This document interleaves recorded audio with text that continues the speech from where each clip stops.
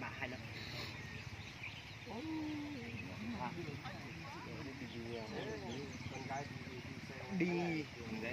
đi đưa về nhà đấy.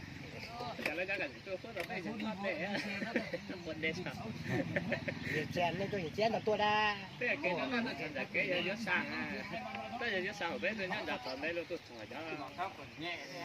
Hả? Chụp cái hoa đỏ đỏ. Chụp anh em đi xem rừng chứ chụp cái gì nữa.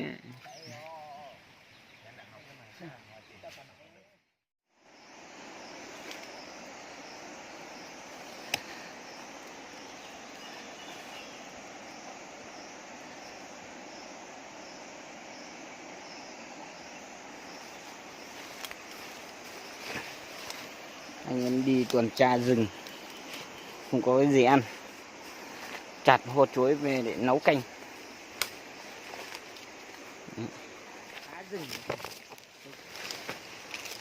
Không được.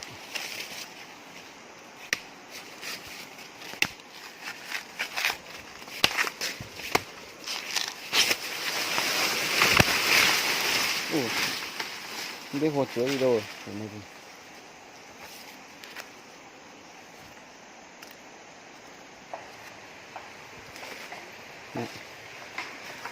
Sẽ bắt trâu lỏ lại.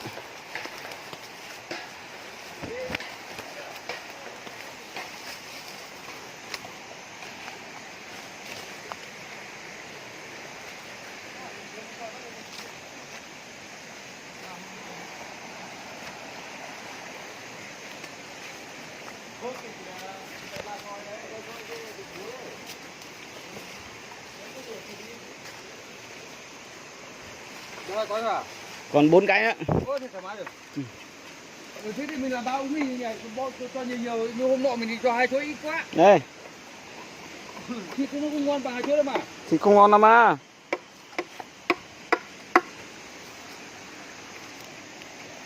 Mang ra cho anh nói đi. Hồ chuối à? Cơm mày vứt đi đây à? Ừ. Cái công chí còn vắt lên thì ăn vứt. Bỏ thịt ra chưa? Bỏ rồi.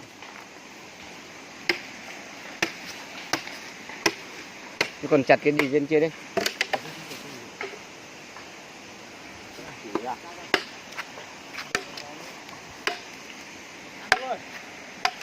Cái gì nữa?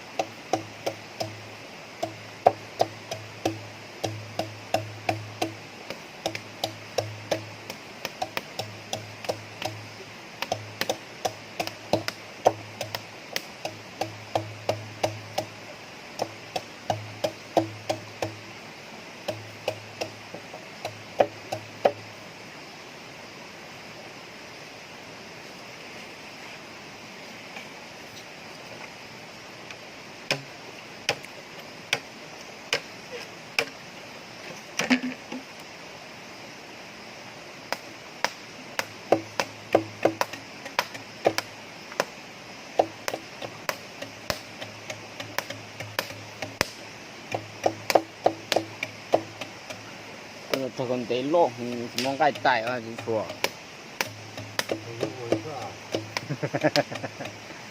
Mình gì lại con tắt thịt quá nó.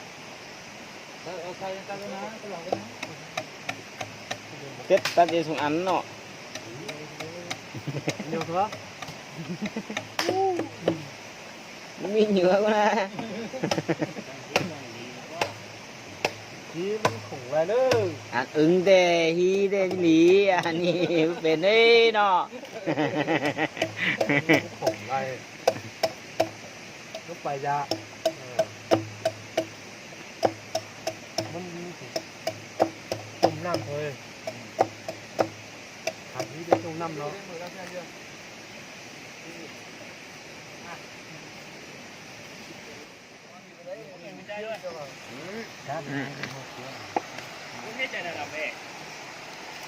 Thử chưa?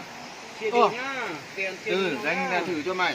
Thử cho, không phải thử cho mày, thử cho tao. Đối lên. Chưa?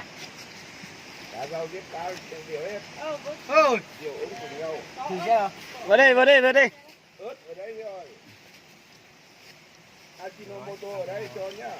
Ajinomoto. Để đây, thằng nào bỏ nhạc quá, cho thêm vào nhá. Thôi. Cái này xài lúc nãy phải chuột, cái này không đủ Ở đấy đâu? Đâu đâu. Không biết à?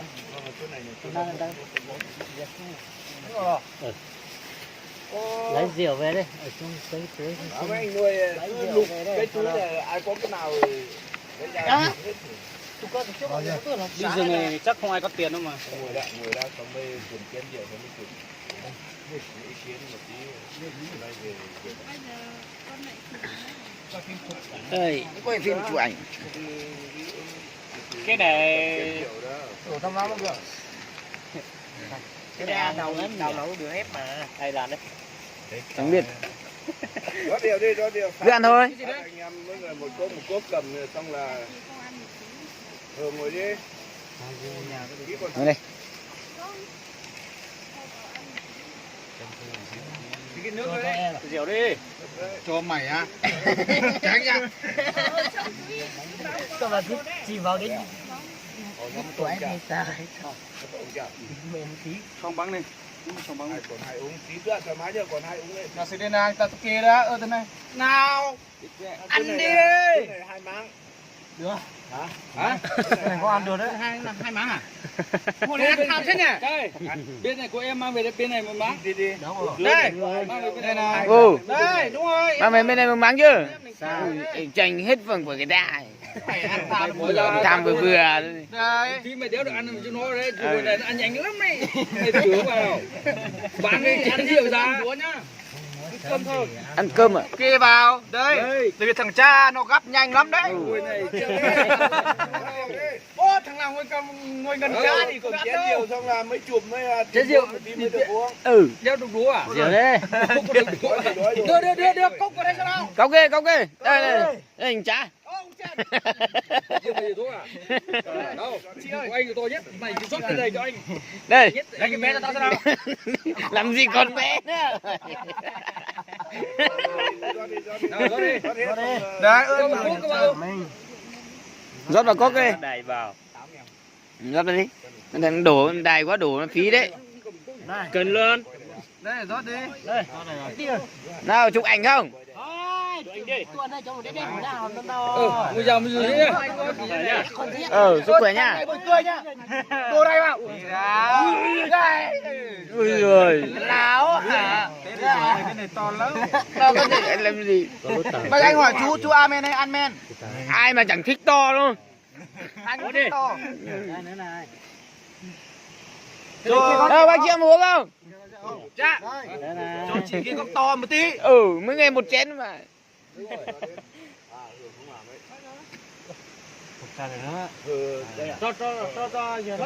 Vâng, kính thưa các quý ông, hôm nay không phải là ngày rằm và ngày dỗ gì cả, mà là ngày tương lố của chúng ta trên rừng. Mời anh em. báo cáo với bạn 4 và kết hợp là tổ 4 hôm nay về rừng là rất là anh em là thành công và tốt đẹp. không ai xảy ra cái gì. Hai nữa là có chiến trạm cũng về một cô gái xinh đẹp về cùng của mình. Đúng. Là Mày lắm ấy. Lò Thị Thành. Mới khi nữa. Phúc Kiên trả về với bà con theo nhóm 4 mình nhá. Nhưng mà phải giới thiệu tên chị đàng hoàng chứ. Đúng rồi. Lò Thị Thành. Thì mọi người không biết thì giới thiệu tên cán bộ đâu, tên tuổi đàng hoàng ô. Lò Thị Thành không biết à? Ôi nói cho các chị Lò Thị Thành nó biết chị tiền khác nó sao đúng không? Mời đâu. Rồi mời đi. Ơi ông nội. Trước rồi. Được, ok luôn. Tưởng cái gì? Chơi. Chơi mà. Nhắm lại mà. Chị sao ăn bằng con nước này gì? Anh người trưởng nhá. Hào khăn nữa. Hảo cạn. Mày mang giấy cá thì cho anh tí nào. Gì đấy? Giấy cá thì. Cho nhiều vào. Nhiều tí đâu. Mày cứ cho đi trong dẹp thì chịu mẹ mày. Lại cho hết. Chúc bình ông khăn cho tì hảo cho bón ơ. Không có sút à? Không có thì cứ chấm lung tung. Ô sao mà cái máng bên kia lại nhiều nước hơn đấy? Hả? Máng này mạnh lắm. Mạnh lắm. Nhiều cơ mà. Nước nhiều lắm. Nó nước nhiều mà. Ừ. Bên nào đó để ăn đủ vào đây miếng đừng nhiều đấy. Mỗi người một chai không đủ nên thì triệu Ăn đi, tranh thủ ăn đi. Bên kia có ớt nữa, cho xin dĩa. Có. Có một hôm các anh em. Ớt đưa đây cho nào mày mới đi quả ớt kẹt thế nhỉ? Ớt bột Thành mang về 1 yến cơ mà. Chú mang về không được. Đây. Có thì ai có. Nè. Không riêng con là ăn ớt lắm. Ăn đi. Gì đấy? Đấy, làm đầu bếp nó khổ lắm. Mày ăn thịt. Hả chuối mày để cho anh ăn thôi. Uống đi, ăn nhiều làm gì nhỉ? Ăn có lớn nữa đấy mà. Đó đây. Bao nhiêu người ta đang đói mày nó mày cứ to mồm. Đi qua tao có tao. Đúng rồi. Anh cứ chơi rồi. Anh cứ chơi rồi mình đánh đủ rồi. Mày ăn rồi nó có sức rồi. Nó chuẩn bị đà rồi. Ăn đi bố ơi. Uống đi ăn làm gì nhiều, ăn không lớn đâu mà. Uống đi. Anh cứ dùng như là vừa chung cũng cứ kéo tay vào. Không cháu về trước là Chuối này ăn nó ngon. anh chở thịt này. Nếu có thịt làm mất cơm cho ăn. Không tin được tàu xe. Lấy quỷ tối đấy.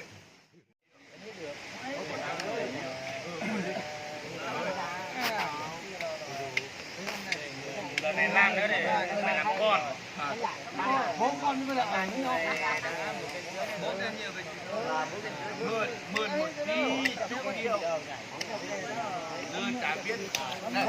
Ôi, quay à, quay à. Quay đi. 4 con ở bên đâu ghi âm nữa. Ông Dương nói cái gì à, cho ông Dương đi tù luôn. Đã ở đây. Nói gì thôi, tô đi rồi. Có ăn cơm thì ăn cơm, ăn cơm. Mưa có cả hai cho đi yêu. Đúng rồi đấy. Đấy, mua đang yêu kìa. Đây. Được, mua đang yêu kìa. Nói đẹp rồi nhá, nói xấu thì mua đang quay kìa. Quay camera kìa. Ôi, quay camera đi. Nào. Cảm ơn cáo thầu. Đấy là anh Trang nhà em. Cháu phát thèm đi báo. Ngân có tiền luôn. Dạ. Thầu. Này, bất lù có lại em nào nó nhận em một cái, một cô nào gì đấy gì. Được. Mình chỉ khắp vào ông cái na nó mà cháu. Khắp ấy. Khắp ơi, tu. Khắp đấy hỏi cho đứa mà. 2 3 4 khăn ấy hỏi chơi nữa đâu? Ảnh nữa. Ông Linh ra. Hỏi chơi nữa là cạn luôn. Không cạn đâu, con chưa nói là con cạn đâu. Này, không cần mình đừng có ngồi đây, mình đi tắm suối được cạn. Người ta cho mày hỏi chơi nữa chưa đấy? Cạn nhá. Con đi dưới rồi, tụt cạn nhá. Rồi, cạn nhá. Ba trái. Còn trái chưa cạn đâu. Ba trái lên đấy.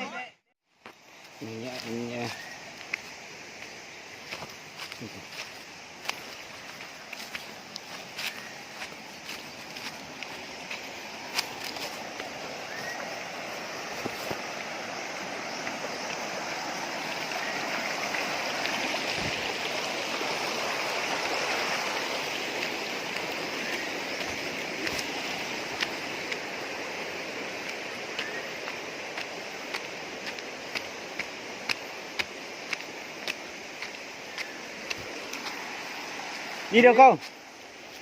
Coi là béo vậy đó.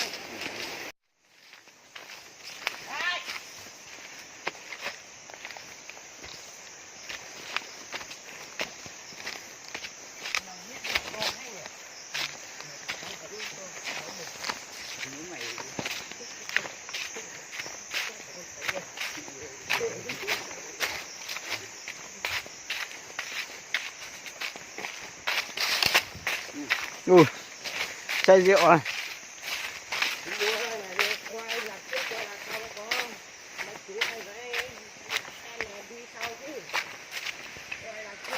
Đi đi đi. Ok nhá, tôi trao riêng về. Đây là từ chứa.